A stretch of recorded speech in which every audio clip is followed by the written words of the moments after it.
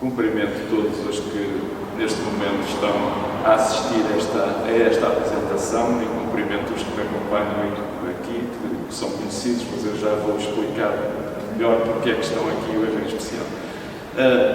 No dia de hoje, estamos em 19 de junho, temos a abertura da exposição dedicada à Revolução Liberal de 1820 em Portugal.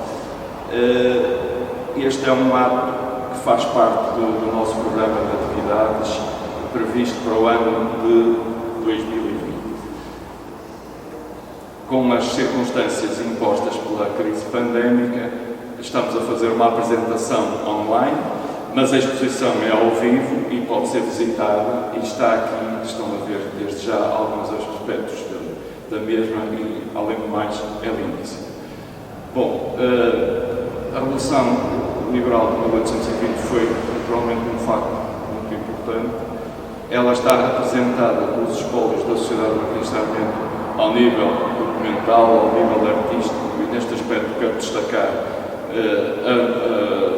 a nossa coleção de gravuras, da qual faz parte um importante número de gravuras da época, boa parte das quais dedicada à exaltação dos valores da liberdade, dos valores das Constituições, especialmente da Constituição de 1822, mas também em livros e outros documentos e até em peças da coleção da etnografia. O título da exposição é a Revolução de 1820, da tomada da Bastilha à Constituição de 1822, e isto indicia de alguma maneira o que é que aqui se pretende representar, que é precisamente os movimentos liberais que se desenvolveram por toda a Europa ao longo do século XVIII e que naturalmente também chegaram a Portugal. Chegaram a Portugal, como outros países, por vezes ligados à expansão da força e do poder do Império francês em concreto, e nesse aspecto também esta exposição já tem algum antecedente, que foi no final do ano passado, quando, a propósito dos 250 anos de Napoleão, também se evocaram as campanhas imperiais do general francês. A exposição começa realmente com uma evocação da própria tomada da Bastilha, numa peça que foi cedida para o efeito, não pertence ao nosso espólio, mas que é um item que devem observar, e prolonga-se depois por todo esse percurso até 1822. Não vou adiantar mais do que isto. Encontrarão aqui alguns documentos que se referem especialmente a Guimarães.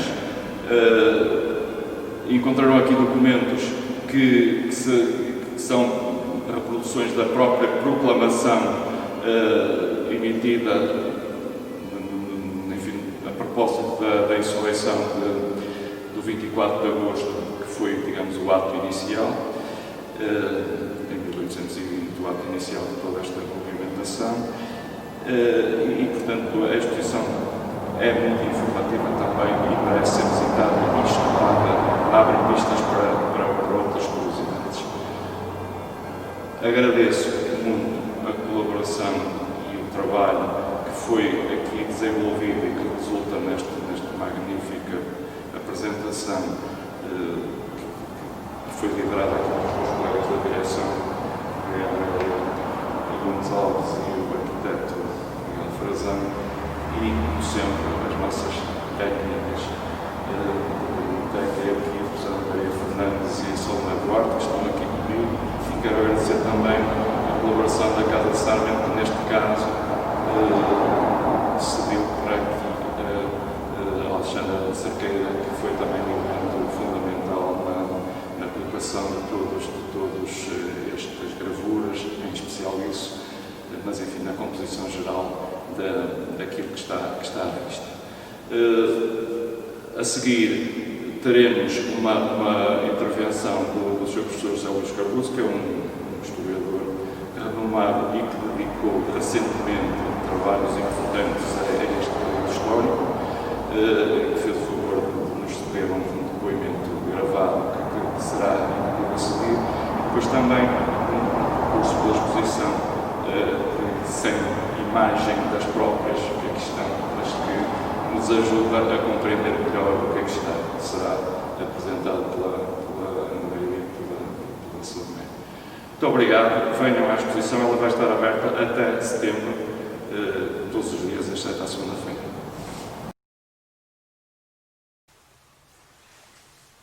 É com um grande prazer que, a convite da Sociedade Martins Sarmento, apresento um breve testemunho sobre a exposição que acaba de ser inaugurada, comemorativa da Revolução Liberal de 1820, cujo bicentenário se comemora este ano. Claro que gostaria muito mais de estar presente no próprio local, na Sociedade Martins Sarmento, junto das gravuras, dos folhetos, dos livros, dos objetos que constituem esta exposição. Mas as atuais circunstâncias de confinamento obrigam-nos a este distanciamento involuntário e indesejado, mas é inevitável que assim seja. É uma exposição muito oportuna e que vale a pena ver. A exposição comemora um momento crucial na construção do constitucionalismo liberal moderno em Portugal, a moderna monarquia constitucional, iniciada com a Revolução Liberal de 1820. A exposição inicia-se com gravuras de Napoleão, de Wellington, de Beresford, da partida da corte de Dom João VI para o Brasil, reportando-nos uma conjuntura internacional muito delicada, na qual Portugal teve que fazer opções decisivas, escolhas muito importantes. Nesse contexto, a ajuda militar inglesa foi determinante para suster as invasões francesas, mas começou a verificar-se que a presença inglesa na administração política militar do reino passou também a ser fator de algum descontentamento, como foi também fator de descontentamento as vantagens que os comerciantes e industriais ingleses retiravam de um tratado de comércio celebrado em 1810 que deixava os interesses económicos nacionais numa posição claramente subalterna. A regência em Lisboa manifestava-se incapaz de dar resposta aos principais problemas do país e por isso começou a criar-se um sentimento de orfandade política. Queriam os portugueses que os portugueses do reino, que o rei regressasse do Brasil.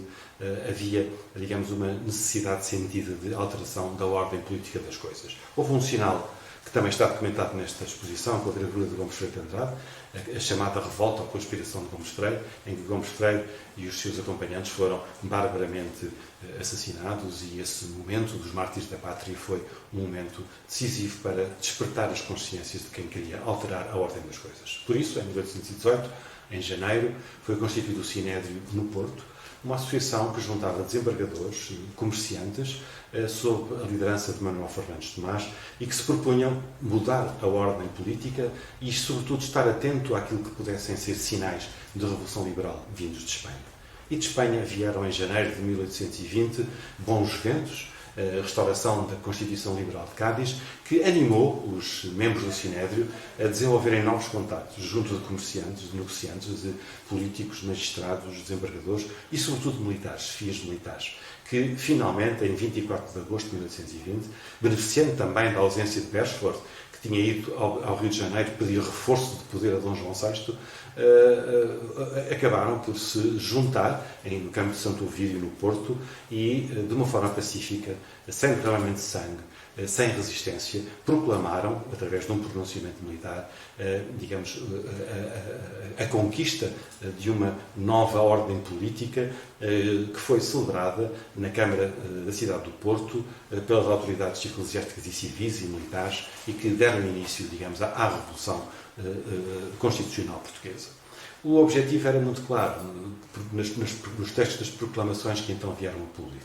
Não se pretendia de modo algum pôr em causa o trono e o altar, numa alusão que é clara, digamos, a que não houvesse qualquer comparação com o jacobinismo revolucionário francês e, portanto, os propósitos eram propósitos de querer que o rei regressasse, manter fidelidade a Dom João VI e à religião católica, mas criar as condições para que, quando ele regressasse, o país tivesse uma Constituição e assim o rei fosse já não um rei absoluto, mas sim um monarca constitucional.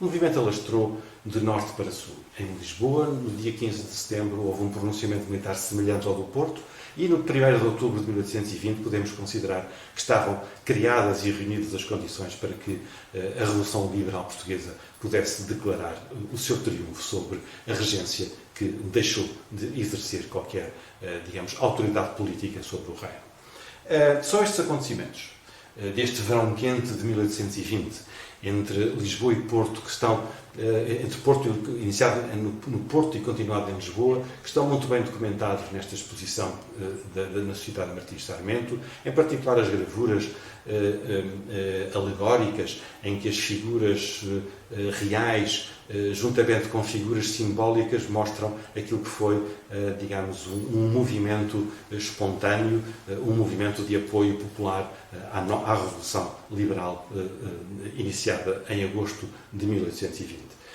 Nessas gravuras, para quem visitar a exposição, vai notar que há vários estandartes que ostentam a palavra Constituição. Era esse o mote da Revolução Liberal de 1820. Dar ao país uma Constituição, no fundo, pondo fim àquilo que era uma ordem arbitrária de legislação avulsa e a inexistência de direitos devidamente consagrados num texto constitucional. Para terminar, os significados deste movimento e o significado desta Revolução Constitucional de 1820. Em primeiro lugar, a ideia da liberdade para todos. Uma liberdade exercida não apenas nas ruas, mas exercida sobretudo na imprensa. Liberdade de imprensa, liberdade de expressão, liberdade de pensamento. A ideia de igualdade de todos perante a lei. A necessidade de um código constitucional e a necessidade de leis que não fossem arbitrárias, mas que estivessem devidamente regulamentadas. A ideia de que a soberania assenta na nação, não no rei.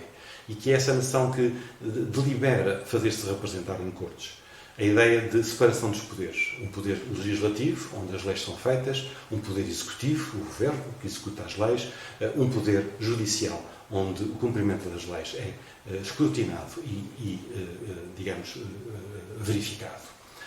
É deste mundo que fala esta exposição. Sabemos, deste mundo novo que fala a exposição. Sabemos que houve contratempos. Em 1823, o triênio constitucional do vintismo foi terminado.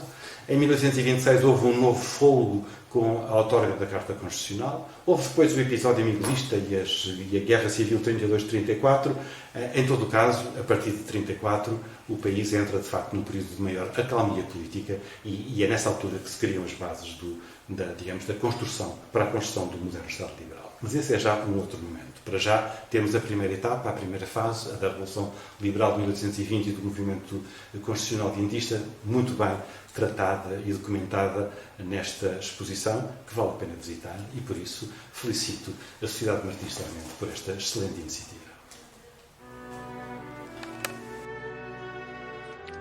A exposição Revolução Liberal de 1820, da tomada da Bastilha à Constituição de 1822, assinala os 200 anos do pronunciamento militar que eclodiu no Porto em 24 de agosto de 1820, cujas repercussões contribuíram para o desencadear de um intenso e profundo movimento de transformações estruturais da sociedade portuguesa, com especial enfoque para o fim do antigo regime.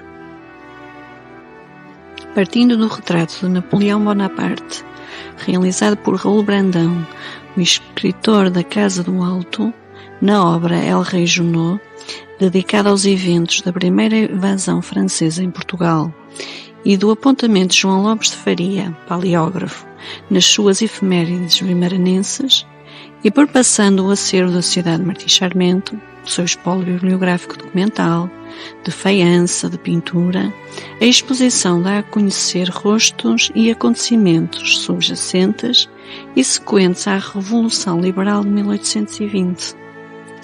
A exposição apresenta um diversificado conjunto de elementos narrativos, alguns dos quais coetâneos aos acontecimentos, que ilustram os principais antecedentes que contribuíram para o desencadear do movimento revolucionário de 1820, desde as raízes ideológicas e dos conceitos pronunciados a partir da Revolução Francesa e da tomada da Bastilha, tais como liberdade, igualdade, fraternidade, direitos e deveres dos cidadãos, entre outros, passando pela figura de Napoleão Bonaparte, pelos impactos e pela reconfiguração social e política de Portugal no período da Guerra Peninsular ou invasões francesas, em Portugal entre 1807 e 1814, pela resistência anglo-portuguesa contra o invasor francês, pela mudança da corte portuguesa para o Brasil, pelas tensões geradas com a liderança governativa inglesa, nomeadamente no período pós-invasões francesas,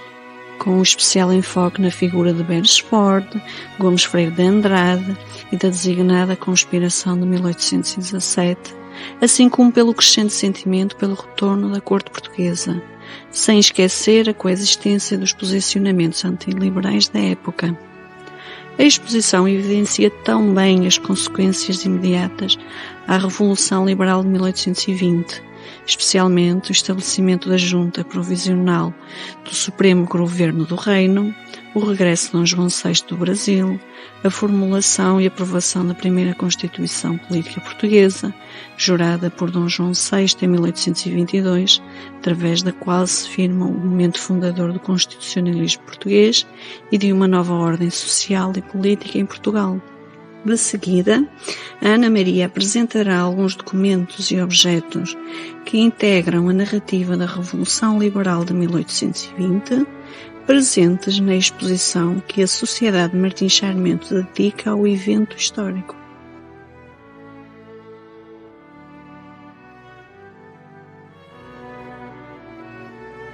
A figura de Napoleão Bonaparte, militar e imperador da França, que no bloqueio continental declara guerra a Portugal, tendo as tropas francesas invadido o país em 1807, sob o comando de Junot, em 1809, sob a liderança de Soult, e em 1810, sob a orientação de Massena. Em outubro de 1807, na sequência das invasões francesas, a família real, escoltada pela Armada Britânica, parte para o Brasil. Wesley, mais tarde Duque de Wellington, integrou a força inglesa que auxiliou os portugueses nas ações militares contra o invasor francês. Podemos ver também o folheto Relação do que se praticou em Guimarães em aplauso da feliz restauração deste reino, onde são descritos os festejos realizados em Guimarães na derrota dos franceses na primeira invasão. Gomes Freire de Andrade, militar graduado, viria a ser acusado de conspiração contra o poder instituído em Portugal sob liderança do inglês Beresford, e a 18 de outubro de 1817, morto por enforcamento em Lisboa, no Forte de São Julião. As proclamações saídas da Revolução de 1820 dão a notícia do sucesso do acontecimento revolucionário. A sequência de gravuras dedicadas aos acontecimentos posteriores à Revolução de 1820 destacam personalidades e eventos, especialmente o povo, os intervenientes da Revolução, o rei Dom João VI e a Constituição de 1822. O óleo de João Batista Felgueiras, obra de Roquemont, destaca a figura do vimaranense que pertenceu às Cortes Constituintes, responsáveis pela elaboração da primeira Constituição Portuguesa, assinada pelo rei Dom João VI em 1822.